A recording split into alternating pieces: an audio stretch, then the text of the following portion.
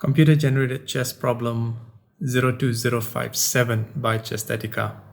Okay, so in this position, white is actually down by some material, about 4 pawn units. But he does have a pawn on g7 that is about to promote, even though the black rook on b8 guards the promotion square. Also note that the rook on g5 is attacked by the black knight on h3, and the knight on f3 is actually pinned. Now what would happen if white did something obvious like rook to g3, moving the rook out of the way of being attacked and simultaneously attacking the black knight on h3?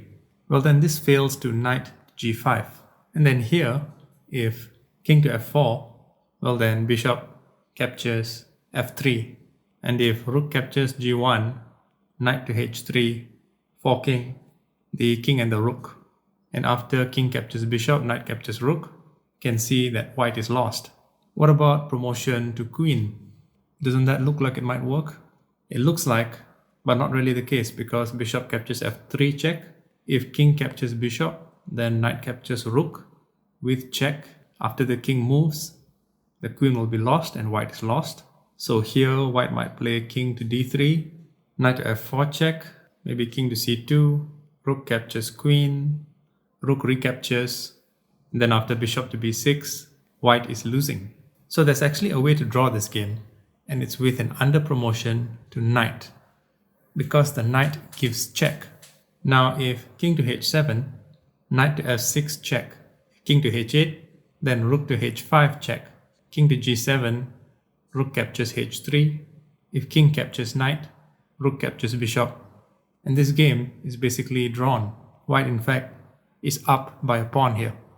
And if in this position, king to h6, well then knight to g8, check again. King to h7, knight to f6, check. That's a perpetual check, which is a draw. Okay, so after the promotion, what if black decides to capture this knight? Black was going to lose that rook anyway.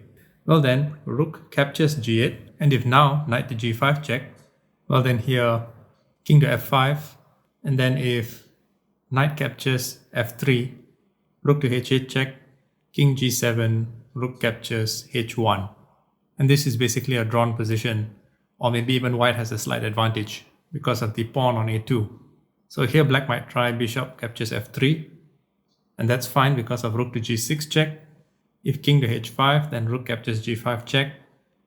If king to h7, same, rook captures g5. And then since the bishop is under attack, it has to move away, maybe to b6, and then rook to g3, and this game is also drawn. So looking back at the original position, there's basically no other way for white to salvage this game except for the under promotion to knight. I hope you enjoyed. Until the next one.